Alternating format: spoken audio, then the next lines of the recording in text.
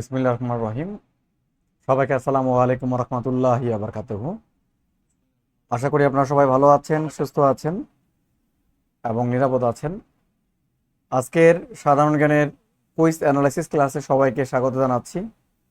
আমি আপনাদের সাথে আছি মোহাম্মদ আল আমিন, লেখক উৎকর্ষ জিকে। আপনারা সবাই আমাকে জানিয়ে দিন আপনারা কি কোথা থেকে যুক্ত হয়েছেন।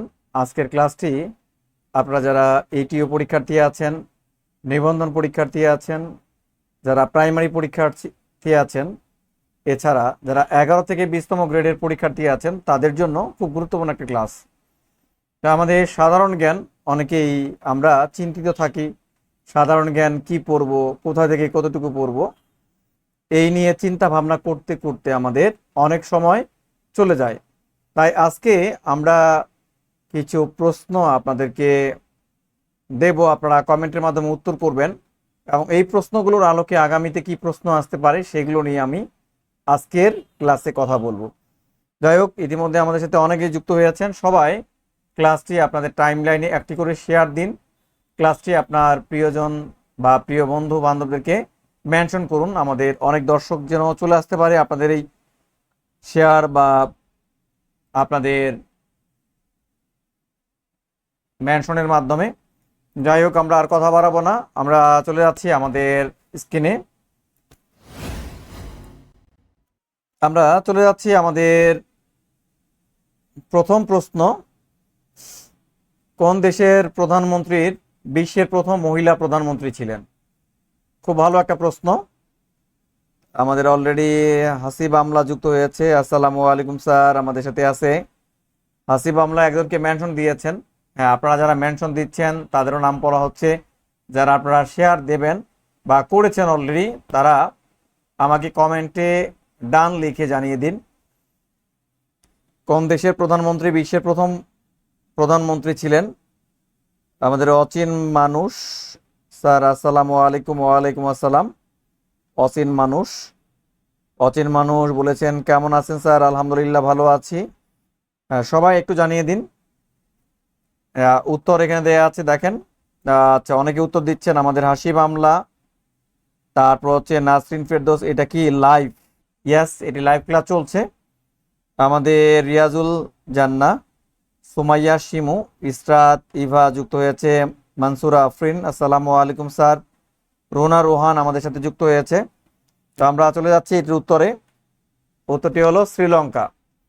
শ্রীলঙ্কা হচ্ছে এখানকার যে শ্রী মাভবন্দর নায়ক, তিনি ছিলেন বিশ্বের মধ্যে প্রথম মহিলা প্রধানমন্ত্রী। যদি আপনাকে বলা হয় যে বিশ্বের মধ্যে প্রথম মহিলা প্রধানমন্ত্রীর নাম কি, তিনি হচ্ছেন শ্রী মাভবন্দর নায়ক। তিনি হচ্ছেন কোথাকার? শ্রীলঙ্কার। আবার যদি বলা হয় আপনাকে মুসলিম বিশ্বের প্রথম মহিলা প্রধানমন্ত্রীর নাম কি, তবে সেক্ষেত্রে উত্তরটি হচ্ছে পাকিস্তানের সাবেক প্রধানমন্ত্রী বেনজির ভুট্টো। আবার আপনাকে যদি বলা হয় যে বিশ্বের মধ্যে প্রথম মহিলা প্রেসিডেন্ট কোন দেশের, সেটি হলো আর্জেন্টিনার ইসাবেলা ডি পেরন। আবার যদি বলা হয় যে মুসলিম বিশ্বের প্রথম নারী প্রেসিডেন্ট এর নাম কি, প্রথম নারী প্রেসিডেন্টের নাম হলো মেঘবতী সুকর্ণবর্তী। তিনি হচ্ছেন কোথাকার? তিনি হলেন ইন্দোনেশিয়ার। আবু রায়হান, আসসালামু আলাইকুম। ওয়ালাইকুম আসসালাম। হাসিব আমলা, তাহলে বেনজির ভুট্টো। আমরা চলে যাচ্ছি আমাদের দ্বিতীয় প্রশ্নে। এই প্রশ্নের উত্তর করবেন, কবে জাতিসংঘ শিশু অধিকার সনদের মূল দলিল স্বাক্ষরের জন্য উন্মুক্ত হয়? মানসুর আফরিন পাকিস্তানের বেনজির ভুট্টোর কথা বলেছেন।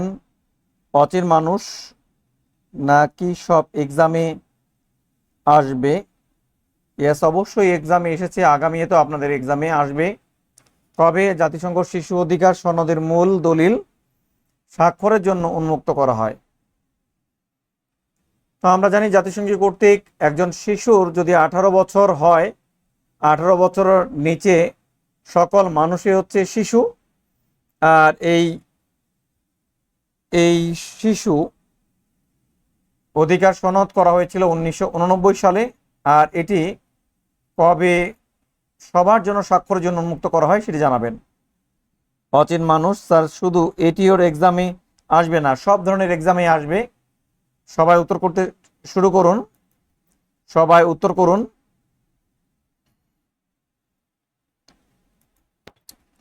দুই নাম্বারটির উত্তর হচ্ছে আমাদের 26 জানুয়ারি 1990 সালে। 26 জানুয়ারি 1990 সালে কি হয়েছে? এই যে জাতিসংঘের উদ্যোগে যুক্তরাষ্ট্রের নিউ ইয়র্কে যে শিশু অধিকার সনদের মূল দলিল স্বাক্ষরিত হয়েছিল, এটি সবার জন্য উন্মুক্ত হয়েছে। জবের জন্য কোনো নির্দিষ্ট পড়া নাই, না সব পড়তে হবে? এই তো আমরা দেখিয়ে দিচ্ছি আপনাদেরকে এই কুইজগুলোর মাধ্যমে। এরপর নির্দিষ্ট পড়াগুলো আমরা ক্লাসের মাধ্যমে দেখিয়ে দেব যে কোন টপিকগুলো আপনাদের জন্য গুরুত্বপূর্ণ, কোন টপিকগুলো থেকে প্রশ্ন সবচেয়ে বেশি আসে। এইভাবে পড়তে পারলে ইনশাল্লাহ আপনার কোনো আর সমস্যা থাকবে না। আচ্ছা, এরপরে বলবেন স্কটল্যান্ড ইয়ার্ড কোথায় অবস্থিত? স্কটল্যান্ড ইয়ার্ড কোথায় অবস্থিত? আমাদের অলরেডি উত্তর দিয়েছে রুনা রুহান, মানসুর আফরিন। সবাই জানিয়ে দেন স্কটল্যান্ড ইয়ার্ড কোথায় অবস্থিত। মানসুর আফরিন উত্তর দিয়েছেন। সবাই দ্রুত ঝটপট উত্তর করতে হবে। আমাদের উত্তর দিয়েছেন হাবিবুর রহমান হাবিব, নিপা মণ্ডল, রুনা রুহান। স্কটল্যান্ড ইয়ার্ড হচ্ছে লন্ডনে অবস্থিত। স্কটল্যান্ড ইয়ার্ডটা আসলে কি? এটি হচ্ছে ব্রিটিশের পুলিশ সংস্থার নাম হলো স্কটল্যান্ড ইয়ার্ড। বিশ্বের মধ্যে সবচেয়ে জগৎ বিখ্যাত পুলিশ সংস্থার নাম হলো স্কটল্যান্ড ইয়ার্ড, যেটি লন্ডনে তার সদর দপ্তর অবস্থিত। আচ্ছা, 4 নাম্বার আমরা জানবো বাংলাদেশের কোন নৃগোষ্ঠীর ভাষার নাম Achik Khusik? Very very important. আচ্ছা, উত্তর দিচ্ছেন আমাদের আবু রায়হান, মানসুর আফরিন, নাসরিন ফেরদৌস, মুক্তাদির রহমান অমি। হ্যাঁ, এইটির উত্তর দেন আপনারা। 4 নাম্বারের উত্তর জানাবেন বাংলাদেশের কোন নৃগোষ্ঠীর ভাষার নাম আচিক খুশিক? আবুল কাশেম, এটিওর জন্য কোন বই কিনবো? আচ্ছা, এটিওর জন্য আসলে বইয়ের দিকে ফোকাস না করে আপনারা আগে বেসিক ক্লিয়ার করার জন্য ইংরেজি, গণিত, বাংলা এবং সাধারণ জ্ঞান টপিক ওয়াইজ আপনারা কমপ্লিট করতে পারেন। ইংরেজির জন্য নবম দশম শ্রেণীর যে গ্রামার বই আছে সেখান থেকে বেসিক কমপ্লিট করতে পারেন। প্লাস গণিতের জন্য 6 থেকে 10 পর্যন্ত যে ম্যাথগুলো আছে সেগুলো দেখতে পারেন। জিকের জন্য নবম দশম শ্রেণীর বাংলাদেশ ও বিশ্ব পরিচয় দেখতে পারেন। বাংলার জন্য নবম দশম শ্রেণীর বই দেখতে পারেন। আর এই বিষয়গুলো যদি আপনি অল্প সময়ে সহজভাবে গোছানো আকারে পেতে চান, তাহলে অনলাইনে যারা বিষয়ভিত্তিক পড়ান তাদের সাথে আপনারা অনলাইনে ক্লাসগুলো করে নিয়মিত চর্চার সাথে থাকলে ইনশাল্লাহ আপনাদের আর বাইরের কোনো গাইড লাগবে না। আচ্ছা, আমাদের বাংলাদেশের কোন নৃগোষ্ঠীর ভাষার নাম আচিক খুশিক? সেটা হচ্ছে গারো। গারো হচ্ছে আচিক খুশিক। আমাদের এদিকে আছে সাঁওতাল, এদের ভাষার নাম হচ্ছে সাঁওতালি। চাকমা, এদের ভাষার নাম হচ্ছে চাংমা। আর মারমারা কথা বলে হচ্ছে রাখাইন ভাষায়। এগুলো আপনাদের জন্য গুরুত্বপূর্ণ। আমাদের আফজাহার আলী, আপনি ঠিক বলেছেন স্যার, আগে বেসিক ঠিক করতে হবে। নাসরিন ফেরদৌস গারোর কথা বলেছেন। কানিস ফাতেমা, মানসুর আফরিন, নিপা মণ্ডল। আমরা চলে যাচ্ছি 5 নাম্বার প্রশ্নে। প্রতি বছর কোন তারিখে বাংলাদেশের জাতীয় জনসংখ্যা দিবস পালিত হয়? কবে জনসংখ্যা দিবস পালিত হয়? জনসংখ্যা আগে মনে করা হতো জনবোঝা, কিন্তু বর্তমান সময়ে জনসংখ্যাকে জনসম্পদ মনে করা হয়। যেহেতু বাংলাদেশের 17 কোটি জনগণ রয়েছে, এটা হলো বাংলাদেশের একটা ডেমোগ্রাফিক ডিভিডেন্ড। আচ্ছা, আমাদের অলরেডি উত্তর দিয়েছেন আবু রায়হান, নিপা মণ্ডল, শেখ মুক্তাদির রহমান অমি, রুনা রোহান, হাবিবুর রহমান হাবিব। উত্তরটি হচ্ছে আমাদের 2 ফেব্রুয়ারি বাংলাদেশের জাতীয় জনসংখ্যা দিবস। আর যদিও আপনাদেরকে বলা হয় আন্তর্জাতিক জনসংখ্যা দিবস কবে, আন্তর্জাতিক জনসংখ্যা দিবস হচ্ছে 11 জুলাই। আন্তর্জাতিক জনসংখ্যা দিবস হচ্ছে 11 জুলাই। তো বন্ধুরা, যারা আজকের এই ক্লাসটি দেখছেন সবাই কমেন্টের মাধ্যমে জানাবেন ক্লাসটি আপনাদের কেমন লাগছে। মনে হচ্ছে না যে বেশি একটা আপনাদের ভালো লাগছে, কষ্ট করে করছেন। তো যদি ভালোই লাগতো আপনারা সবাই লাইক করতেন, কমেন্ট করতেন, শেয়ার করতেন, মেনশন করতেন। আসলে এই ধরনের ক্লাসগুলো নেওয়ার জন্য আমাদের অনেক পরিশ্রম করতে হয়, স্লাইড করতে হয়, তারপর ক্লাসের প্রিপারেশন নিতে হয়, 2-3 ঘন্টা করে চলে যায়। তাই আপনাদের কাছে অনুরোধ, আপনারা যারা ক্লাসটি দেখছেন সবাই অধিক সংখ্যক আমাদের দর্শক থাকার জন্য সবাই ক্লাসটি শেয়ার দিবেন, মেনশন করবেন, লাইক করবেন। যারা ইতিমধ্যে শেয়ারটি লাইক করেছেন, মেনশন দিয়েছেন বা শেয়ার দিয়েছেন, আপনারা আমাকে কমেন্টের মাধ্যমে জানাবেন।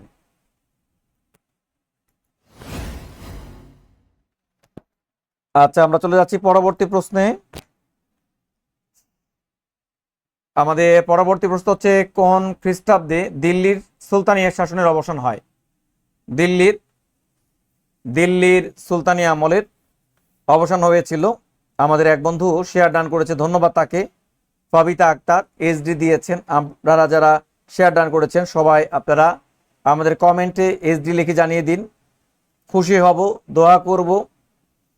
মুক্তাদির রহমান অমি উত্তর দিয়েছেন। আমরা উত্তর চলে যাচ্ছি। উত্তরটি হচ্ছে 1526 সালে ভারতের দিল্লি সালতানাতের কি হয়? অবসান হয়। ভারতের দিল্লি সালতানাতের অবসান হয় কবে? 1526 সালে। 1526 সালে আমাদের মুশফিকুর রহমান যে তিনি শেয়ার ডান করেছেন, তাকে অনেক অনেক ধন্যবাদ।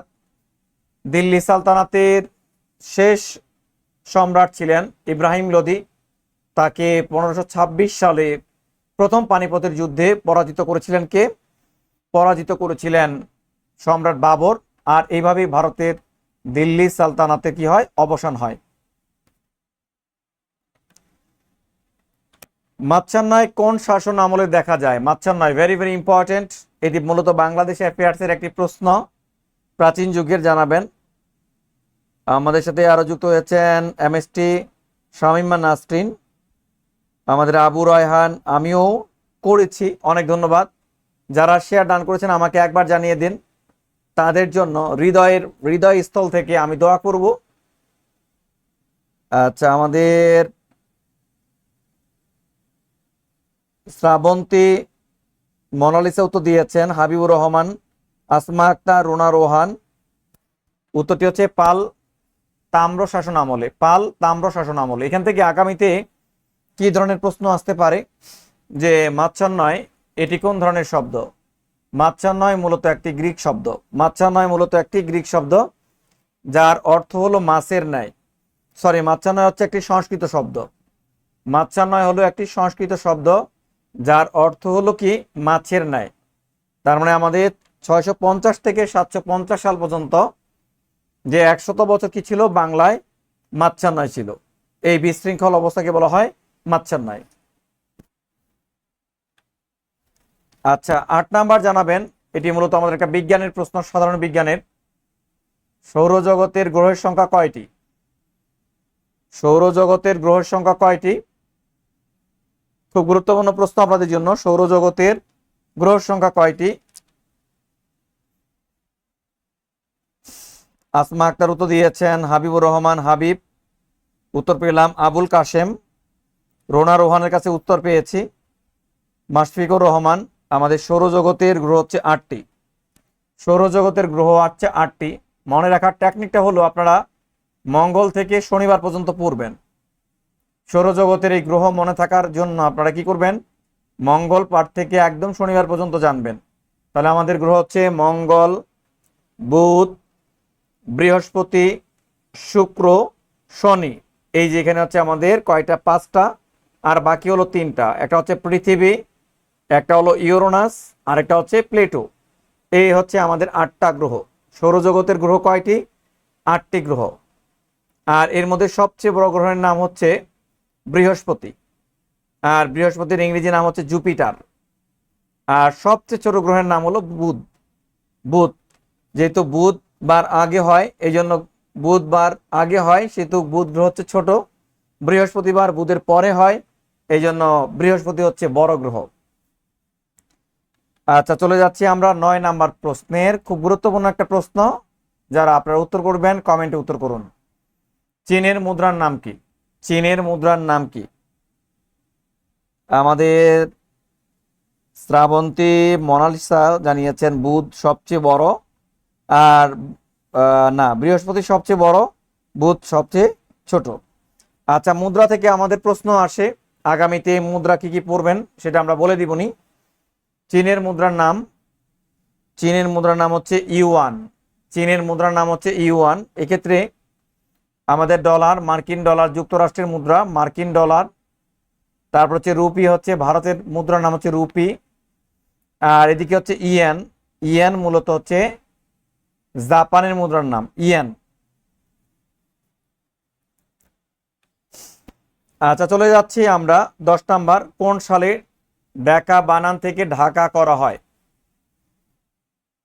ঢাকা বানান থেকে ঢাকা করা হয় কোন সালে? আমাদের মাশফিকুর রহমান, আবু রায়হান, মনালিকা আক্তার, আফরোজা তোমা, তারপর আমাদের নাসরিন ফেরদৌস, নিপা মন্ডল, সুবর্ণ মিস্ত্রি, সুবন্ত মোনালিসা। আচ্ছা, এটির উত্তর হচ্ছে 1982 সালে ঢাকা থেকে ঢাকা করা হয়। এটি করেছিলেন প্রেসিডেন্ট এরশাদ। আর এটি সাংবিধানিকভাবে আমাদের 8ম সংশোধনের মাধ্যমে ঢাকা থেকে ঢাকা, এটি 8ম সংশোধনীর মাধ্যমে করা হয়েছিল সাংবিধানিকভাবে 1988 সালে। তো চাকরি পরীক্ষার্থী ভাই ও বোনেরা, আজকে মূলত আমরা দেখছি আমাদের যে বিভিন্ন সালের প্রশ্নগুলো আমরা অ্যানালাইসিস করছি, আর এই প্রশ্নের আলোকে আগামীতে কি ধরনের প্রশ্ন আসতে পারে সেই ব্যাপারে কথা বলছি। আমি আপনাদের সাথে আছি মোহাম্মদ আল আমিন, লেখক উৎকর্ষ জিকে। তো আসলে মূলত আমাদের চাকরি পরীক্ষার জন্য সবচেয়ে কার্যকরী মাধ্যমটি হলো প্রথমে বিগত সালের প্রশ্নগুলো দেখা, বিগত সালের প্রশ্নগুলো অ্যানালাইসিস করে পড়া। এই বিগত সালের প্রশ্নগুলো যদি আমরা ব্যাখ্যা সহকারে দেখতে পারি, সেগুলো হতে পারে বিসিএস, নন ক্যাডার, প্রাইমারি, নিবন্ধন, এটিও 11 থেকে 20তম গ্রেডের জন্য, সেগুলো আমরা ব্যাখ্যা সহকারে দেখলে আমাদের অর্ধেক প্রিপারেশন কিন্তু হয়ে যায়। আর এই প্রশ্নের আলোকে আগামীতে কি আসতে পারে সেই ব্যাপারে যদি আমরা টপিক ওয়াইজ পড়তে পারি, আর এই টপিকগুলো পড়া হয়ে গেলে এই টপিক নিয়ে যে মডেল টেস্ট যদি আমরা দিতে পারি, তাহলে আমাদের কোনো প্রশ্ন বা কোনো টপিক মুখস্থ করতে হবে না ইনশাল্লাহ। তো সাধারণ জ্ঞান চাকরি পরীক্ষার জন্য খুবই একটি ভাইটাল সাবজেক্ট। এখানে সাধারণ জ্ঞানের অনেকেই দুর্বলতার কারণে তারা বারবার পরীক্ষা দিয়েও ব্যর্থ হয়। তাই সাধারণ জ্ঞানটাকে আমাদের বেসিক স্টার্ন করতে হবে, আর বেসিক ভালো করার জন্য আপনাদেরকে বেসিক ওয়েতে স্টাডি করতে হবে, একটু স্মার্ট ওয়েতে। আচ্ছা, আমরা চলে যাচ্ছি আমাদের পরবর্তী প্রশ্নে। পরবর্তী প্রশ্ন 11 নাম্বার। আপনারা বলবেন গণপ্রজাতন্ত্রী বাংলাদেশের মনোগ্রামে কয়টি তারকা চিহ্ন রয়েছে? বাংলাদেশের মনোগ্রাম, আমরা জানি যে মনোগ্রামের ডিজাইনার ছিলেন কে? এ.এন. সাহা। মনোগ্রাম, আমাদের মনোগ্রামের লেখা আছে গণপ্রজাতন্ত্রী বাংলাদেশ সরকার, লাল বৃত্তের মাঝে হলুদ মানচিত্র, এটি হচ্ছে মূলত আমাদের মনোগ্রাম। আচ্ছা, উত্তর দিয়েছেন মুক্তাদির রহমান অমি, মনিকা আক্তার, রুনা রুহান, আবুল কাশেম। আচ্ছা, আমাদের মনোগ্রামে তারকা চিহ্ন রয়েছে 4টি। তারকা চিহ্ন রয়েছে 4টি। আমাদের বাংলাদেশ সংবিধানে যে 4টি মূলনীতি, এই মূলনীতির মাধ্যমে এই তারকা চিহ্ন 4টি নেওয়া হয়েছে। একটি হচ্ছে আমাদের সমাজতন্ত্র, আরেকটি হলো আমাদের গণতন্ত্র, আরেকটি হচ্ছে আমাদের ধর্মনিরপেক্ষতা, আরেকটি হচ্ছে আমাদের জাতীয়তাবাদ। আচ্ছা, আমরা চলে যাচ্ছি 12 নাম্বার প্রশ্নে। খুব ভালো একটা প্রশ্ন। রাহাত মাহমুদ, ফারজানা ইসলাম ঝর্ণাকে মেনশন করেছেন, অনেক ধন্যবাদ। রাহাত মাহমুদ হাসান শিকদারকে মেনশন করেছেন। হ্যাঁ, এইভাবে সবাই সবাইকে ডেকে দিবেন, ঠিক আছে? এর মধ্যে কিন্তু অনেক বরকত আছে, আনন্দ আছে। সবাই সবাইকে ডেকে দিবেন, সবাই সবার মধ্যে ট্যাগ করবেন, শেয়ার করবেন, মেনশন করবেন, একদম এলাহি কাণ্ড থাকবে আপনাদের চাকরি পরীক্ষার প্রস্তুতির ক্ষেত্রে কোনো ধরনের কম্প্রোমাইজ করা যাবে না। কোনটি বাংলাদেশের সাংবিধানিক পদ নয়? আমাদের সুবর্ণ মোনালিসা, তারপর হচ্ছে হাসিব আমলা, বনলতা সেন।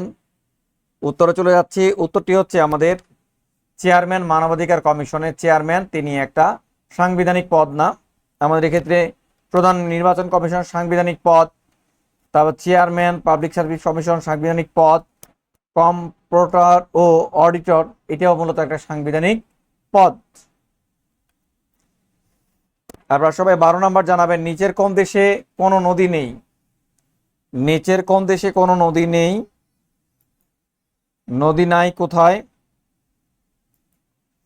আর এই দেশটাতে নদীও নাই, হ্রদও নাই, সংবিধানও নাই। আমি অনেকগুলো ক্লু দিয়ে দিলাম, আপনারা এখন উত্তর করেন।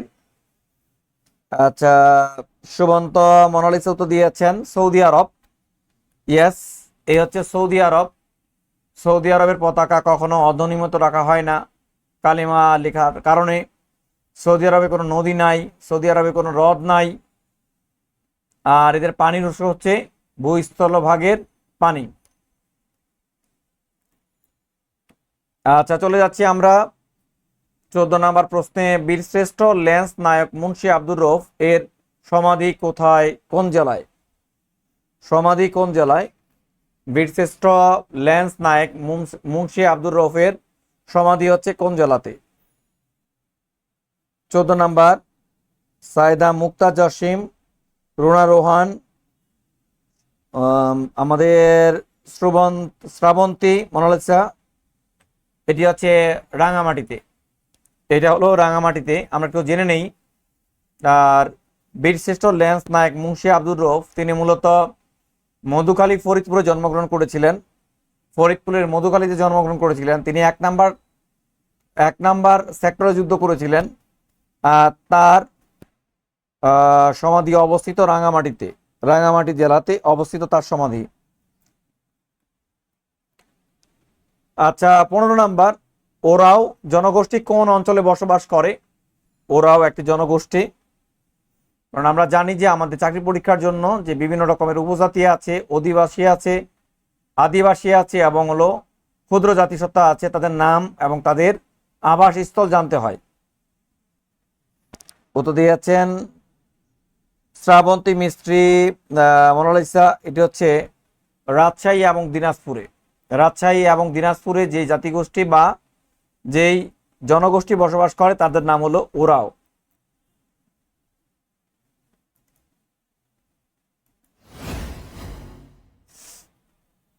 আমাদের এই মুহূর্তে আমরা অনেকে হতাশ, চাকরি পরীক্ষার পড়া থেকে আমরা অনেক দূরে আছি। তো এই মুহূর্তে আমাদের দূরে থাকা ঠিক নয়। আমাদের আগামীতে অনেকগুলো সার্কুলার আসবে ইনশাল্লাহ। বর্তমান সিভিল প্রশাসন বলেন, প্রাইমারি বলেন, নিবন্ধন বলেন, অনেক পদ নিবন্ধনের সার্কুলার ডিসেম্বর জানুয়ারির দিকে চলে আসবে। আর যদি বর্তমান সময় আমরা দেখছি যে নিবন্ধন পরীক্ষার জন্য প্রায় ৭৭,০০০ শূন্যপদ তৈরি হয়েছে। তো আপনারা সার্কুলার অপেক্ষা না করেই, মৌসুমি প্রার্থী না হয়েই সারা বছর ব্যাপী আপনারা 12 মাসিক প্রিপারেশন নেওয়া শুরু করেন, ইনশাল্লাহ আপনার একটা সরকারি চাকরি হয়ে যাবে। আচ্ছা, আমরা চলে যাচ্ছি আমাদের পরবর্তী প্রশ্নে। পরবর্তী প্রশ্ন 16 নাম্বার, কোনটি বলকান রাষ্ট্র নয়? কোনটি বলকান রাষ্ট্র নয়? বলকান রাষ্ট্র নয় কোনটি? বলকান রাষ্ট্র নয় কোনটি? আমাদের নতুনভাবে যুক্ত হয়েছে মানসুরা আফরিন। আচ্ছা, বলকান রাষ্ট্র নয় ডেনমার্ক। বলকান এর অর্থ হচ্ছে, বলকান একটি তুর্কি শব্দ যার অর্থ হচ্ছে পার্বত্য অঞ্চল। তো এই পার্বত্য অঞ্চলে 11টি দেশ রয়েছে। এই 11টি দেশকে বলা হয় বলকান অঞ্চলের দেশ। তো এখানে ডেনমার্ক বলকান অঞ্চলের দেশ নয়। ডেনমার্ক হচ্ছে স্ক্যান্ডিনেভিয়ান অঞ্চলের দেশ। ডেনমার্ক হচ্ছে স্ক্যান্ডিনেভিয়ান অঞ্চলের দেশ।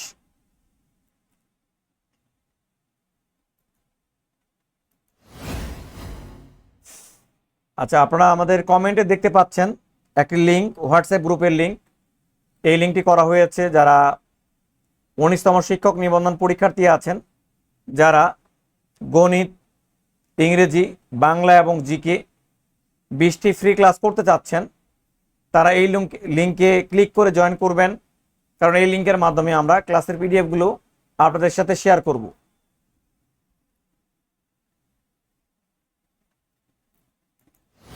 আচ্ছা, আমরা চলে যাচ্ছি আমাদের পরবর্তী প্রশ্নে। কোনটি বলকান রাষ্ট্র নয় সেটি আমরা দেখে নিলাম। ইকারুস ভাস্কর্যের ভাস্করকে, ইকারুস ভাস্কর্যের ভাস্করকে, এটি সবাই আপনারা জানাবেন। আমাদের সোনালী স্বপ্ন শেয়ার ডান দিয়েছেন, অনেক অনেক ধন্যবাদ সোনালী স্বপ্নকে। ইকারুসের ভাস্কর্যের ভাস্করকে, এর ভাস্করকে আসমা আক্তার দিয়েছেন, শামীম শিকদার কিন্তু না। ইকারুস ভাস্কর্যের ভাস্কর হচ্ছে নবের আহমেদ। তার মানে আপনারা আগামী দিনের পরীক্ষার জন্য ভাস্কর্য এবং ভাস্করের নামগুলো যেগুলো গুরুত্বপূর্ণ, আর এই গুরুত্বপূর্ণ বিষয়গুলো আমরা আপনাদের সাথে শেয়ার করব ক্লাসের ফাঁকে ফাঁকে। আচ্ছা, এরপর জানাবেন ঢাকা গেট কে নির্মাণ করেন? ঢাকা গেট কে নির্মাণ করেন? ঢাকা গেট কে নির্মাণ করেন? নিপা মণ্ডল, আবু রায়হান। ঢাকা গেট নির্মাণ করেছিলেন মীর জুমলা। মীর জুমলা পর্তুগিজদের কাছে বাঁচার জন্য তিনি ঢাকা গেট নির্মাণ করেছিলেন। মীর জুমলা, যেটি ঢাকা বিশ্ববিদ্যালয়ে অবস্থিত। 19 নাম্বার জানাবেন বাংলাদেশের সাথে ভারতের সীমানা কত? এই যে ভারত, যেই সীমান্ত হচ্ছে পৃথিবীর 5ম বৃহত্তর সীমান্ত, যেই ভারত কি করে সীমান্তে হত্যাকাণ্ড ঘটায়, হত্যা করে ঝুলিয়ে রাখে,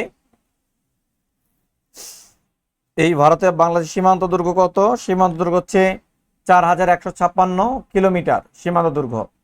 আর এখান থেকে আগামী পরীক্ষার জন্য মনে রাখবেন যে মিয়ানমারের সাথে আমাদের সীমান্ত দুর্গ কত? মিয়ানমারের সাথে আমাদের সীমান্ত দুর্গ হচ্ছে 271 কিলোমিটার। আচ্ছা, 20 নাম্বার জানাবেন সবাই নাথুলা পাস কোন দুটি দেশের কে সংযুক্ত করেছে? নাথুলা পাস কোন দুটি দেশকে সংযুক্ত করেছে? সাদিয়া মুক্তা জেসমিন উত্তর দিয়েছেন। এটি হলো ভারত এবং চীন। ভারত এবং চীনের মধ্যে একটি বিরোধপূর্ণ সীমান্তবর্তীর নাম হচ্ছে নাথুলা পাস। 21 নাম্বার জানাবেন সবাই অগ্নিস্বর কোন ফসলের উন্নত জাত?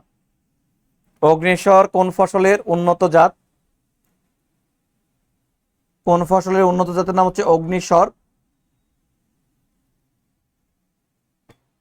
21 নাম্বার জানাবেন এটি হচ্ছে কলা। অগ্নিস্বরের কলার অন্যান্য নাম আছে, সেগুলো শিখে রাখবেন। মোহনবাসী, কানাইবাসী, বিট জবা, অমৃতসাগর, সিঙ্গাপুরি, এগুলো হচ্ছে কলার নাম। আচ্ছা, 22 নাম্বার জানাবেন সবাই। 22 নাম্বার গ্যাজেটভুক্ত যুদ্ধাহত মুক্তিযোদ্ধাদের করমুক্ত আয়সীমা কত? মুক্তিযোদ্ধাদের করমুক্ত আয়সীমা কত? যারা যুদ্ধাহত হয়েছেন তারা কত ইনকাম করার পর তারা কি দিবেন? আয় দেবেন বা রিটার্ন জমা দিবেন। আচ্ছা, এই উত্তরটি হচ্ছে 5 লাখ টাকা। 5 লাখ টাকা। আচ্ছা, এরপর জানাবেন স্থলভাগের দিক দিয়ে পৃথিবীর ক্ষুদ্রতম দেশ কোনটি? স্থলভাগের দিক দিয়ে পৃথিবীর ক্ষুদ্রতম দেশের নাম জানাবেন। ক্ষুদ্রতম দেশ 23 নাম্বার আফরোজা তোমা।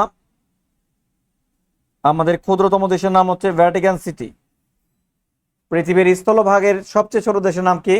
Vatican city. এটি ইতালির ভিতরে অবস্থিত। আচ্ছা, এটা জানাবেন গণপ্রজাতন্ত্রী বাংলাদেশ সংবিধান গৃহীত হওয়ার সময় বাংলা সন কত ছিল? মানে আমাদের যে বাংলাদেশ সংবিধান যে গৃহীত হয়েছে ওই সময় বাংলা সন কত ছিল? মনিকা আক্তার, মল্লিকা আক্তার, আবু রায়হান, অপু রায়। বাংলা তারিখ ছিল 18 কার্তিক 1789 সালে। আচ্ছা, এরপর আমরা চলে যাচ্ছি 25 নম্বরে। গণপ্রজাতন্ত্রী বাংলাদেশের সর্বোচ্চ আইন কোনটি? গণপ্রজাতন্ত্রী বাংলাদেশের সর্বোচ্চ আইন, এটি হলো সংবিধান।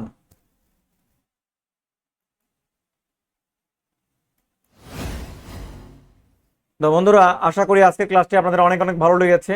যাদের ক্লাসটি ভালো লেগেছে তারা লাইক, কমেন্ট এবং শেয়ার করবেন। আর আপনাদের এই লাইভের ডিসক্রিপশনে আমার একটি ফেসবুক গ্রুপ দেয়া আছে, যে গ্রুপে আমি নিয়মিত পত্রিকা স্টাডি করে পত্রিকার আপডেট দিয়ে থাকি। আর এই গ্রুপটির নাম হচ্ছে উৎকর্ষ GK for job and admission. সেই গ্রুপে আপনারা জয়েন করবেন। আর কমেন্টে আপনাদের জন্য হোয়াটসঅ্যাপ গ্রুপের লিঙ্ক দেওয়া হয়েছে। আমরা 19তমর জন্য ফ্রি ক্লাস রাখবো 20টি। যারা এই ফ্রি ক্লাস করতে যাচ্ছেন তারা আপনারা জয়েন করুন। আর আজকের ক্লাসের পিডিএফটি আপনাদের গ্রুপে দেওয়া হবে। তো আশা করি ক্লাসটি অনেক অনেক ভালো লেগেছে। আজ আমরা এই পর্যন্ত রাখবো। আপনারা সবাই ভালো থাকবেন, সুস্থ থাকবেন। আল্লাহ হাফেজ।